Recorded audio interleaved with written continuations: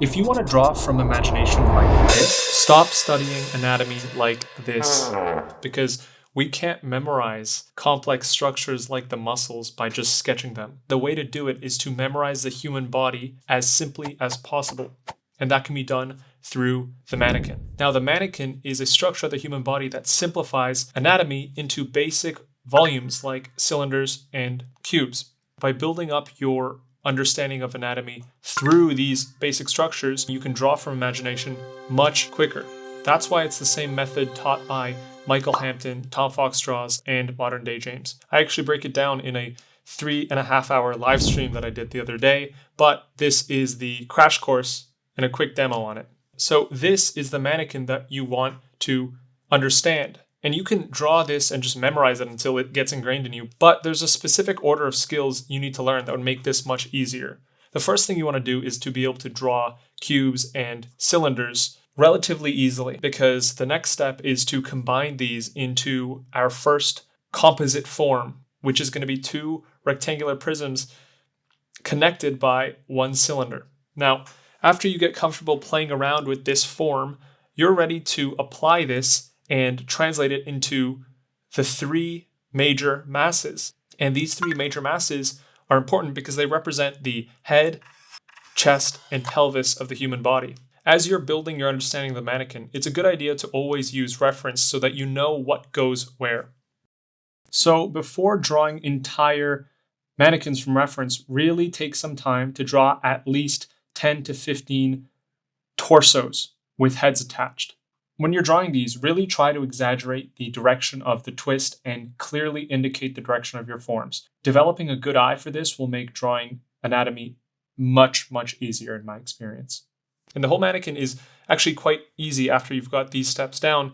All you do is add some cylinders and spheres to represent the shoulders and legs. Let's take a look at some examples here to understand the mannequin a little better. Starting out, we've picked a head-on walking pose. So a couple things we can see is the top of this character's head, and you want to get that twist from the chest to the torso. So notice how the bottom pelvis is a little bit twisted. In this second pose, we have a top-down view here. So what I like to do is indicate the entire box that the mannequin's going to be in so that I know that my perspective's matching. Now, it gets a little bit tricky here, but as long as your mannequin fits within that box, then you're going to fit the pose pretty well. And notice again here the pelvic tilt between the chest and the pelvis, and how every line follows the lines of the overall box. Now, as you're drawing your mannequins, don't worry too much about if the proportions are exact. What you want is a close match, and ultimately the way you're going to measure whether you succeeded or not is whether or not the mannequin reads as the pose that you're referencing. In this sitting pose, I'm doing the same thing. I'm imagining the overall perspective and making sure that my planes stack accordingly. Now notice how the legs come out of the front of the pelvis in this case. There's some maneuverability with the mannequin. As I said, there's no hard and fast rules here. Now in this one, we have a much more dynamic pose. So here's where we have that flexibility I'm talking about, where I push and pull the proportions a little bit more, right? We want to get some of that foreshortening in there. The front leg is a lot bigger than the back leg, and the shoulders are really pushed back. And now this is another pose from the same image. And here I wanted to demonstrate how you can differentiate the front and side planes, because that's a big part of understanding the mannequin. So notice how I've shaded it a little bit to show you guys. In this one was a little bit of a struggle. I indicated some of the twists and the line of action here so that as I'm drawing the mannequin, I have a better understanding of what I'm trying to go for. So based on the volume lines of the leg, you can see that the volume is going forward, right? So using your contour lines to indicate the volume is a good idea. And here's an example of taking the mannequin and adding to it, right? Because the mannequin is meant to be a base structure on which you can build believable forms off of. And this is an example of building that believable form after you've got the structure of the mannequin down. Now, looking at it now, I could have pushed it even more, but That's why we keep it loose, right? We're going to iterate, and after hundreds of mannequins, you're bound to understand the human body better. So I'm going to fast forward this a little bit so you can see the final product, but we got more of a completed sketch, right? Now in this one, we're looking at the foreshortening that we can do with the mannequin. And now this is another good reason to mannequinize, is that it simplifies these complex angles into easily calculated images, right? You can foreshorten a cube and a cylinder much easier than you can foreshorten the actual bone structure of the arm. So here I'm drawing over the reference to show you exactly what I'm translating, and you can see the final product here. In this next one, we've got two figures, both in very dynamic poses, and let's see how we tackle this. I'm also going to show you how the muscles attach in this one as well.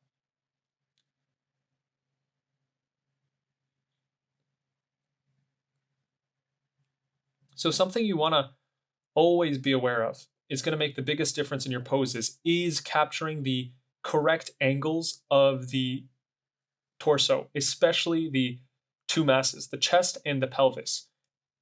I can guarantee that if you push the angles there and you get the angles correct, then your pose is going to look very dynamic. But if you fail to do that, then your pose is probably going to look a little bit stiff. Now, once again, we're adding on top of these poses the muscle, so you can see how it sort of fits together. And it essentially goes right on top of it. We're just adding a little bit more organic forms where we see it. Now here I notice that my legs are a little bit short. I tend to make that mistake. So you can always go and adjust your mannequin, or something I enjoy about the process of drawing anatomy like this is that you can adjust your drawings over the mannequin. So knowing that my mannequin's a little bit short, I can just make that adjustment on the next layer. And here I'm shading the form a little bit just to show you guys the differentiation between planes. So speeding this up, we're going to go on to the next figure, and you can see here how the back essentially slots right over the boxes that we've established. Now the shoulders connect, and there are technicalities here that in time, make sure to study the actual muscle groups, but learning the mannequin is a great 80-20 simplification that can have you drawing poses from your imagination much sooner than if you were to study the actual skeleton and deal with all those complexities right away. Now, let's take a deeper look at how we can build on muscles after getting comfortable with the mannequin. In this drawing, I have a back view of an absolutely jacked person. I don't know who this is, but they're pretty shredded.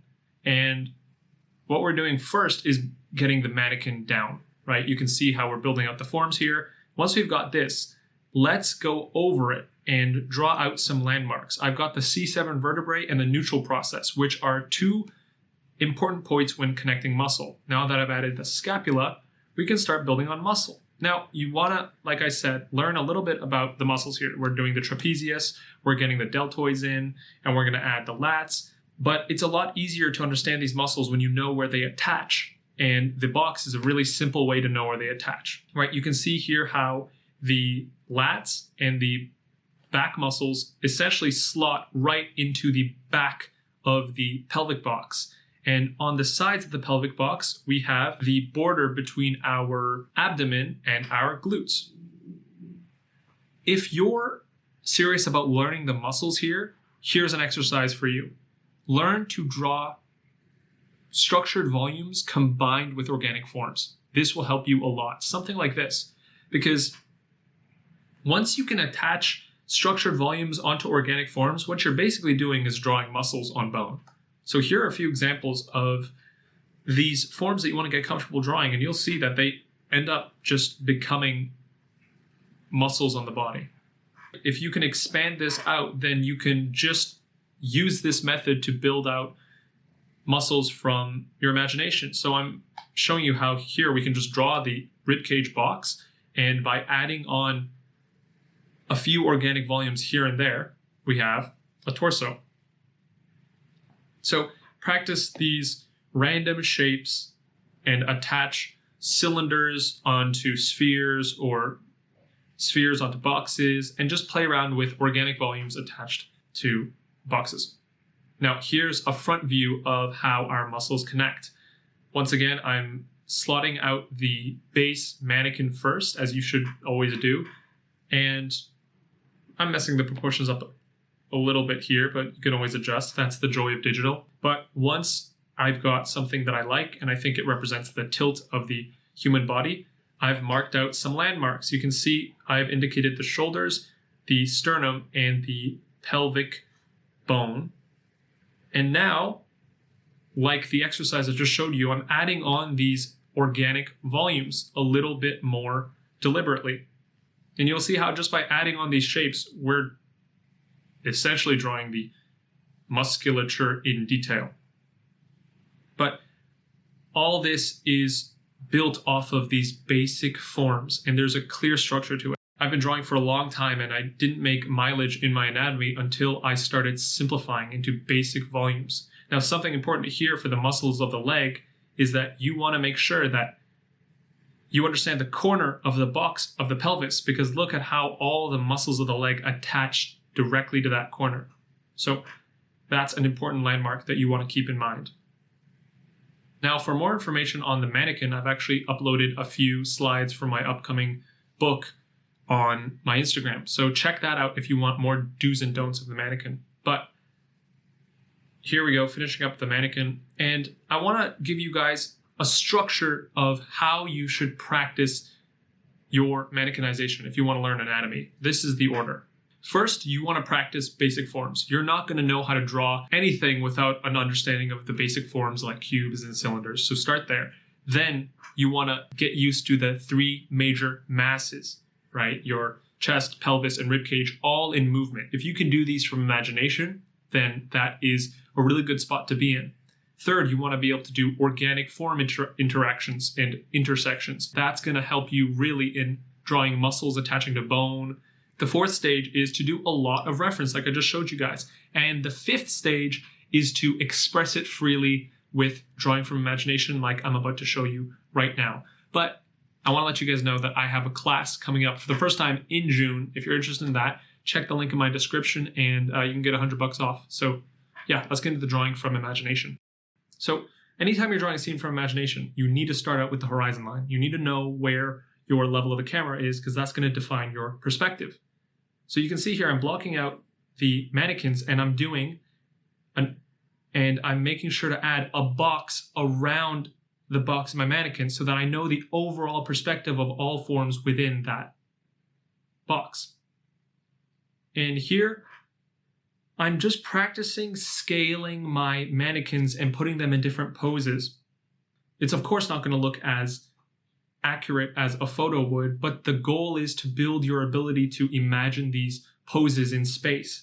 Now, you're balancing a lot here, so don't judge this too hard, but also be gentle on yourself when you're trying this, because you have to get an accurate sense of gesture, a nice composition, accurate perspective. All these can be a lot to juggle, so do this often and be gentle on yourself. Now I'm in the inking stage where with the base that I've gotten with the mannequin, there's enough information for me to know where certain forms attach, right? If I've drawn the front plane of the box facing 3/4, then I know that the face is going to be 3/4 because I know how the face maps onto the box. And if you want to know more about that, I've made a whole video on that. That's why I'm not talking about it, but check that out if you want to know how to map the face onto a box. And in this process of drawing from imagination, what you're really trying to do is hide your mistakes and emphasize your accuracies, right? There's a ton of mistakes here. For example, the two figures in the front, dead people stacked on top of each other, they're a bit too big compared to the proportions of the warriors in the midground. So what do? Well, I indicated that they're on a hill so that it explains their bigger size relative to the entire scene. So it's that creative problem-solving brain that we're exercising right now. And of course, part of that is going to be that you're going to make mistakes. But as we finish up this scene, we can push our values a little bit by going through and adding a marker pass that will bring out some of the forms that we're trying to indicate here. Doing this brings a level of clarity to the drawing, but by all means, Don't take this as an example because I'm still figuring out how to simplify my values. But hopefully that gives you a clear picture as to why you should mannequinize and how it's going to help you draw from imagination. Now, again, if you want to know more information about that, check out my channel because I talk about this all the time. And I hope this helped you to draw what you want to draw. I'll see you guys in the next video, and check out how to draw the heads if you're interested in mannequinizing more. I'll see you guys in the next video. Bye.